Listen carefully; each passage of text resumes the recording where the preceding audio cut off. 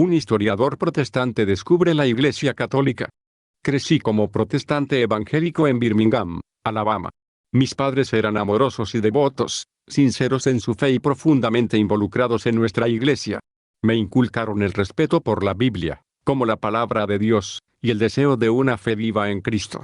Los misioneros frecuentaban nuestra casa y traían su entusiasmo por su trabajo. Las estanterías de nuestra casa estaban llenas de teología y apologética.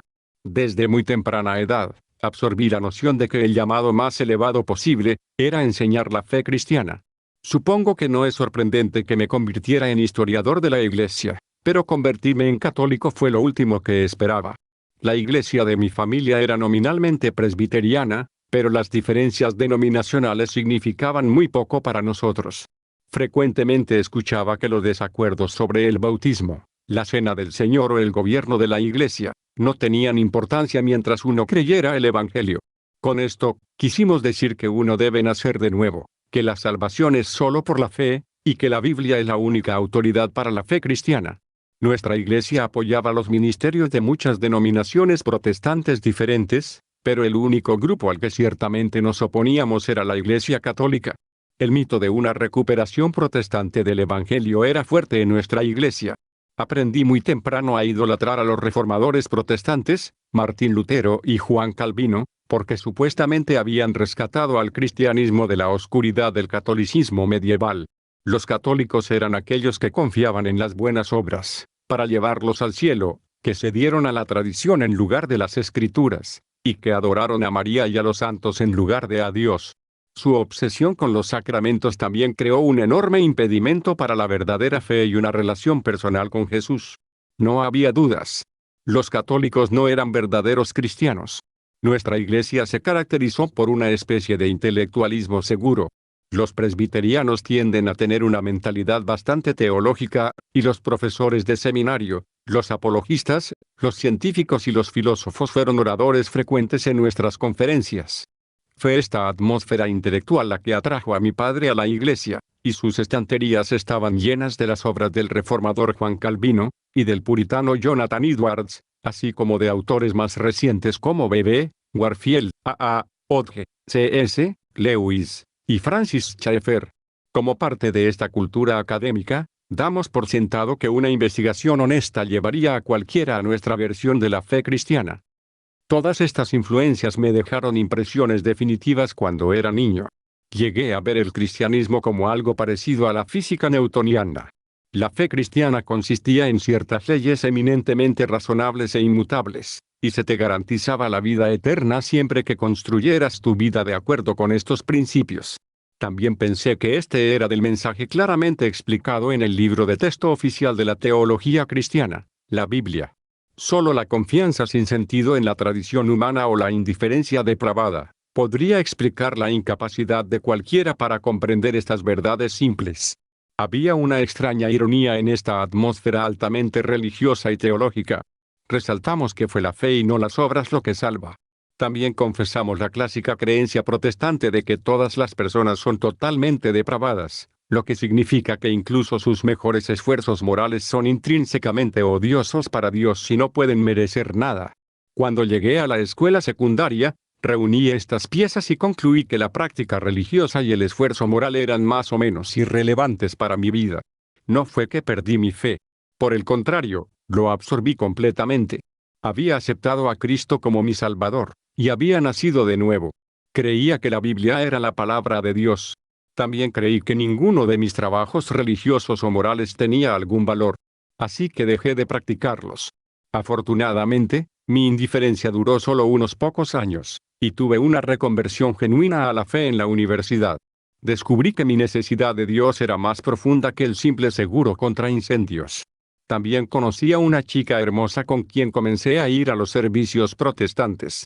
Jill había crecido nominalmente como católica, pero no siguió la práctica de su fe después de la confirmación.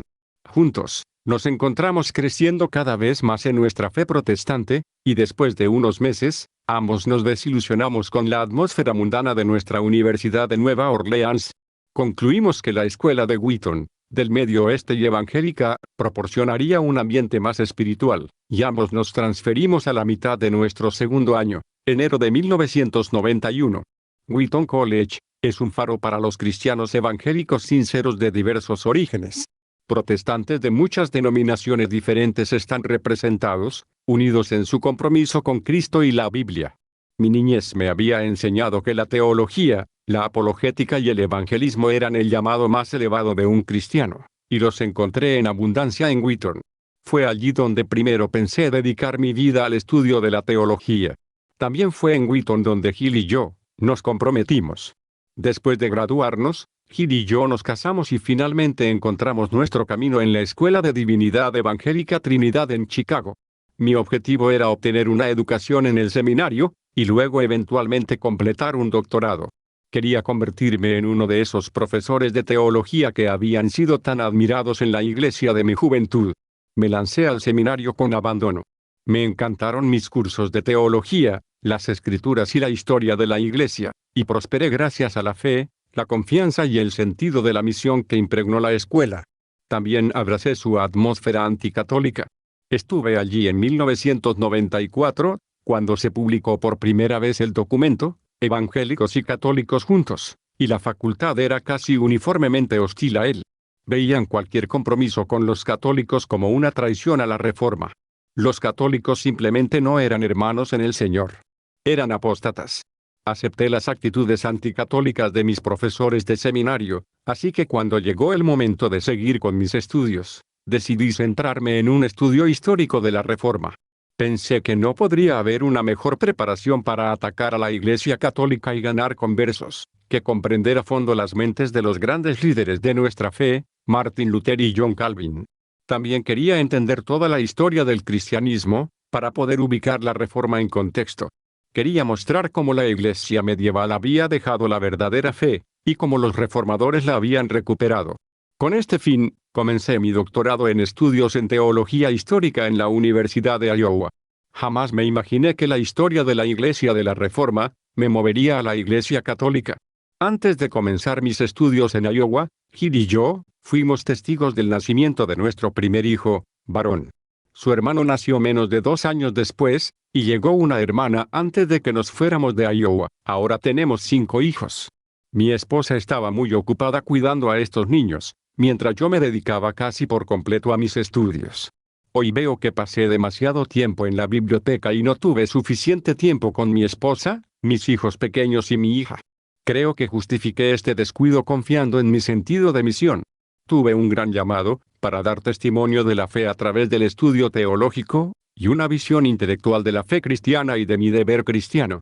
Para los cristianos evangélicos, lo que uno cree es más importante que cómo uno vive. Estaba aprendiendo cómo defender y promover esas creencias. ¿Qué podría ser más importante? Comencé mi doctorado de estudios en septiembre de 1995. Tomé cursos en la historia de la Iglesia temprana, medieval y de la Reforma. Leí los padres de la Iglesia, los teólogos escolásticos y los reformadores protestantes. En cada etapa, traté de relacionar a los teólogos posteriores con los anteriores, y todos a las Escrituras. Tenía el objetivo de justificar la Reforma, y esto significaba, sobre todo, investigar la doctrina de la justificación solo por la fe. Para los protestantes, esta es la doctrina más importante que debe ser recuperada por la Reforma. Los reformadores habían insistido en que estaban siguiendo a la antigua Iglesia en la enseñanza de la fe sola, y como prueba señalaron los escritos de la Iglesia, el padre Agustín de Hipona, 354, 430. Mis profesores de seminario también señalaron a Agustín como el manantial original de la teología protestante. La razón de esto fue el gran interés de Agustín en las doctrinas del pecado original, la gracia y la justificación. Fue el primero de los padres en intentar una explicación sistemática de estos temas paulinos. También dibujó un agudo contraste entre obras y fe, versus sobre el espíritu y la carta, 412 después de Cristo. Irónicamente, fue mi investigación de esta doctrina y de San Agustín la que comenzó mi viaje a la Iglesia Católica. Mi primera dificultad surgió cuando comencé a comprender lo que Agustín realmente enseñó acerca de la salvación. En pocas palabras, Agustín rechazó la fe sola. Es cierto que tenía un gran respeto por la fe y la gracia, pero los vio principalmente como la fuente de nuestras buenas obras. Agustín enseñó que literalmente merecemos la vida eterna cuando nuestras vidas son transformadas por la gracia. Esto es bastante diferente del punto de vista protestante. Las implicaciones de mi descubrimiento fueron profundas. Sabía lo suficiente de mis días en la universidad y en el seminario para entender que Agustín enseñaba nada menos que la doctrina de la justificación de la Iglesia Católica Romana. Decidí pasar a padres de la Iglesia anteriores en mi búsqueda de la fe pura de la antigüedad cristiana. Desafortunadamente, los primeros padres de la Iglesia fueron incluso menos ayuda que Agustín. Agustín había venido del África del Norte de habla latina. Otros provenían de Asia Menor, Palestina, Siria, Roma, Galia y Egipto. Representaban diferentes culturas, hablaban diferentes idiomas y estaban asociados con diferentes apóstoles. Pensé que era posible que algunos de ellos hubieran malinterpretado el Evangelio, pero parecía poco probable que todos estuvieran equivocados. La verdadera fe tenía que estar representada en algún lugar del mundo antiguo. El único problema fue que no pude encontrarlo. No importa dónde mirara, en cualquier continente, en cualquier siglo, los padres estuvieron de acuerdo, la salvación viene a través de la transformación de la vida moral y no solo por la fe. También enseñaron que esta transformación comienza y se nutre en los sacramentos, y no a través de alguna experiencia de conversión individual. En esta etapa de mi viaje, estaba ansioso por seguir siendo protestante. Toda mi vida, mi matrimonio, mi familia y mi carrera estaban ligados al protestantismo. Mis descubrimientos en la historia de la Iglesia fueron una enorme amenaza para esa identidad, así que recurrí a los estudios bíblicos buscando consuelo y ayuda. Pensé que si podía estar absolutamente seguro de la apelación de los reformadores a las Escrituras, entonces esencialmente podría descartar 1500 años de historia cristiana. Evité la erudición católica, o libros que pensé que estaban destinados a socavar mi fe, y me concentré en lo que yo pensaba que eran las obras más objetivas, históricas y también protestantes de la erudición bíblica. Estaba buscando una prueba sólida de que los reformadores tenían razón en su comprensión de Pablo. Lo que no sabía era que lo mejor en la erudición protestante del siglo XX, ya había rechazado la lectura de la Biblia por parte de Lutero. Lutero había basado todo su rechazo de la Iglesia en las palabras de Pablo. El hombre es justificado por la fe, aparte de las obras de la ley. Romanos 3, 28. Lutero asumió que este contraste entre fe y obras significaba que no había papel para la moralidad en el proceso de salvación. Según el punto de vista protestante tradicional, el comportamiento moral es una respuesta a la salvación, pero no un factor contribuyente. Aprendí que los primeros padres de la Iglesia rechazaron esa opinión. Ahora encontré una gran cantidad de eruditos protestantes dispuestos a testificar que esto no es lo que Pablo quiso decir. Los padres de la Iglesia del siglo II creyeron que Pablo había rechazado la relevancia de solo la ley judía para la salvación, obras de la ley igual ley mosaica. Vieron la fe como la entrada a la vida de la Iglesia, los sacramentos y el Espíritu. La fe nos admite a los medios de la gracia, pero no es en sí misma un motivo suficiente para la salvación. Lo que vi en los eruditos protestantes más recientes y altamente respetados, fue el mismo punto de vista. Desde el último tercio del siglo XX, eruditos como Ed Paris Sanders, Christer Stendhal, James Dunn, y Nicholas Thomas Wright, han argumentado que el protestantismo tradicional malinterpretó profundamente a Pablo.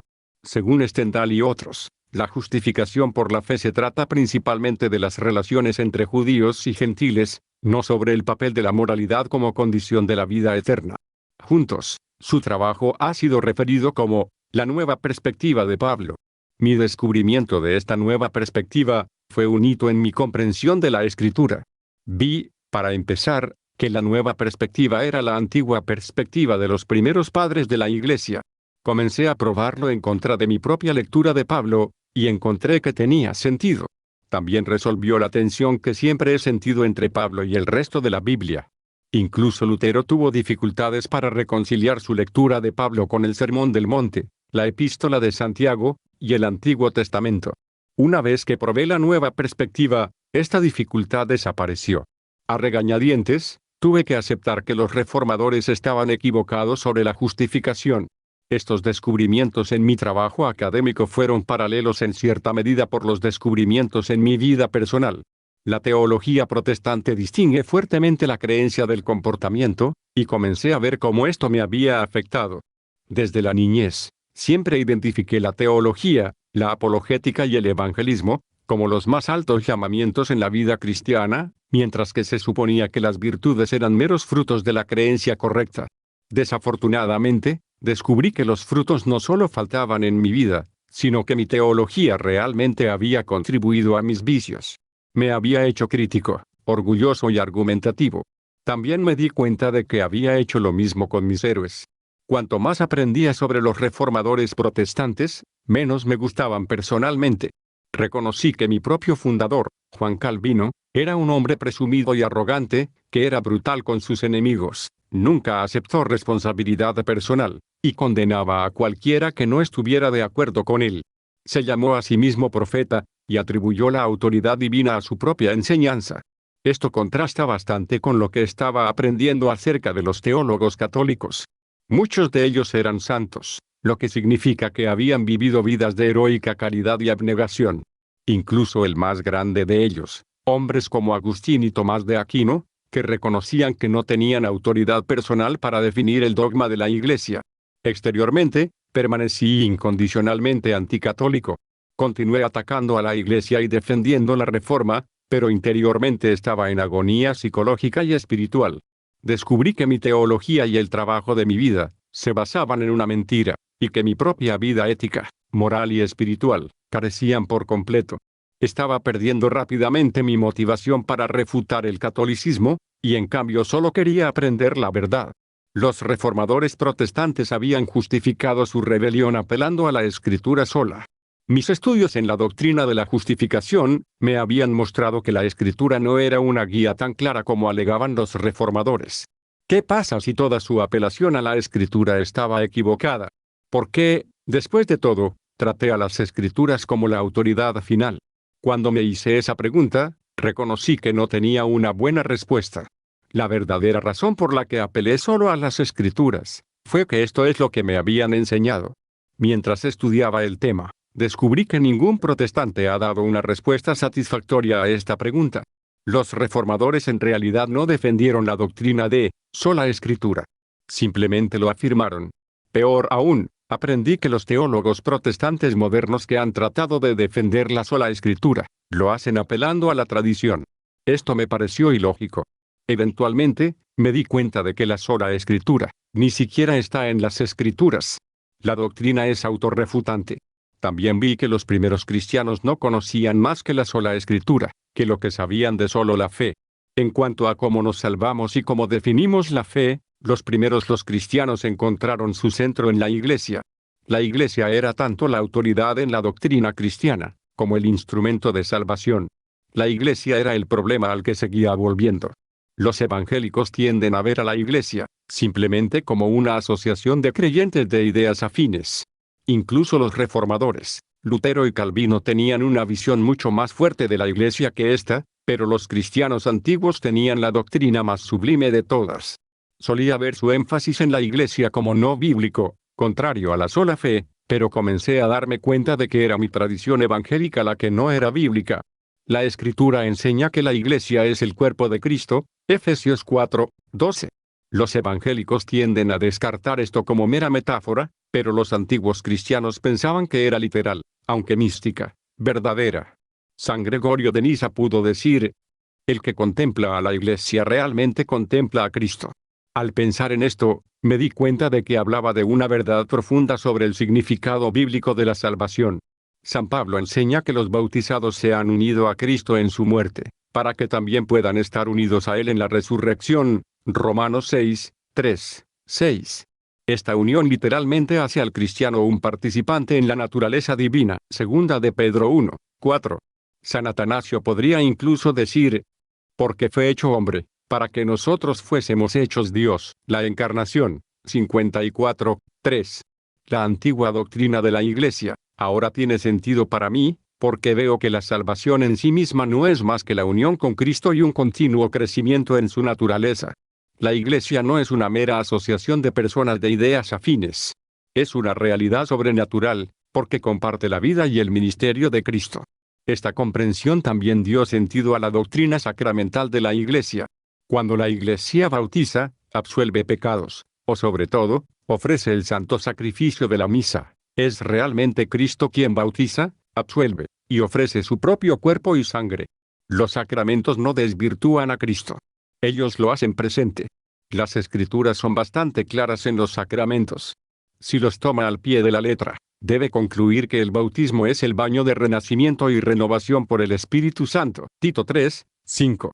Jesús lo dijo en serio cuando dijo: mi carne es verdadera comida, y mi sangre es bebida verdadera. Juan 6, 55. Él no estaba mintiendo cuando prometió: a quienes perdonéis los pecados, les serán perdonados. Juan 20, 23.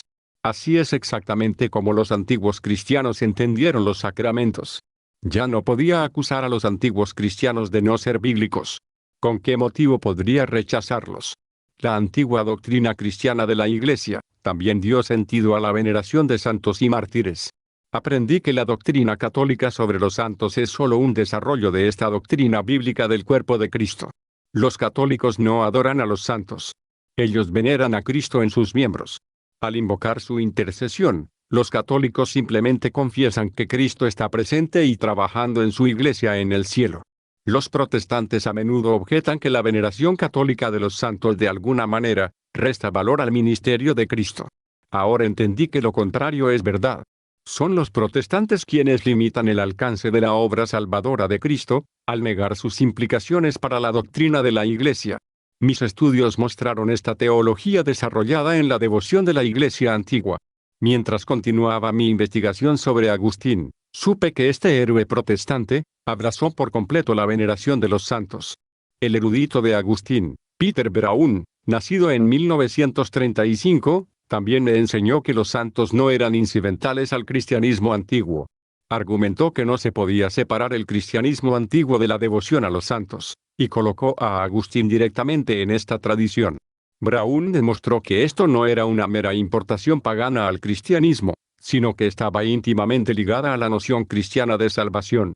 Una vez que entendí la posición católica sobre la salvación, la Iglesia y los santos, los dogmas marianos también parecían encajar en su lugar. Si el corazón de la fe cristiana es la unión de Dios con nuestra naturaleza humana, la madre de esa naturaleza humana tiene un papel increíblemente importante y único en toda la historia. Es por eso que los padres de la Iglesia siempre celebraron a María como la segunda Eva. Su sí a Dios en la Anunciación deshizo el no de Eva en el jardín. Si es apropiado venerar a los santos y mártires de la Iglesia, cuánto más apropiado es darle honor y veneración a ella que hizo posible nuestra redención. Para cuando terminé mi doctorado, había revisado completamente mi comprensión de la Iglesia católica. Vi que su doctrina sacramental, su visión de la salvación, su veneración por María y los santos, y sus reclamos de autoridad estaban todos basados en las Escrituras, en las tradiciones más antiguas, y en la enseñanza sencilla de Cristo y los apóstoles. También me di cuenta de que el protestantismo era una masa confusa de inconsistencias y lógica torturada. No solo la doctrina protestante era falsa, sino que engendraba contención, y no podía permanecer inalterada. Cuanto más estudiaba, más me daba cuenta de que mi herencia evangélica se había alejado no solo del cristianismo antiguo, sino también de las enseñanzas de sus propios fundadores protestantes. Los evangélicos estadounidenses modernos enseñan que la vida cristiana comienza cuando invitas a Jesús a tu corazón. La conversión personal, lo que ellos llaman nacer de nuevo, se ve como la esencia y el comienzo de la identidad cristiana. Sabía por mi lectura de los padres, que esta no era la enseñanza de la Iglesia primitiva. Aprendí a estudiar a los reformadores, que ni siquiera era la enseñanza de los primeros protestantes. Calvino y Lutero habían identificado inequívocamente el bautismo como el comienzo de la vida cristiana. Busqué en vano en sus obras cualquier exhortación a nacer de nuevo. También aprendí que no descartaban la Eucaristía como sin importancia, como lo hice yo. Si bien rechazaron la teología católica sobre los sacramentos, ambos continuaron insistiendo en que Cristo está realmente presente en la Eucaristía. Calvino incluso enseñó en 1541, que una comprensión adecuada de esta Eucaristía es necesaria para la salvación. No sabía nada del cristianismo individualista y renacido con el que había crecido. Terminé mi carrera en diciembre de 2002. Los últimos años de mis estudios fueron bastante oscuros. Cada vez más, me parecía que mis planes se estaban desquiciando, mi futuro era oscuro. Mi confianza estaba muy conmocionada, y de hecho dudaba si podía creer algo. El catolicismo había comenzado a parecer la interpretación más sensata de la fe cristiana, pero la pérdida de la fe de mi niñez se estaba desmoronando. Recé por guía. Al final, creo que fue la gracia lo que me salvó. En ese momento, tuve una esposa y 4 hijos, y finalmente Dios me mostró que necesitaba más que libros en mi vida. Honestamente, también necesitaba algo más que solo la fe. Necesitaba ayuda real para vivir mi vida, y luchar contra mis pecados. Encontré esto en los sacramentos de la Iglesia. En lugar de sola escritura, necesitaba una guía real de un maestro con autoridad. Encontré esto en el magisterio de la Iglesia. Descubrí que necesitaba toda la compañía de los santos en el cielo, no solo sus libros en la tierra.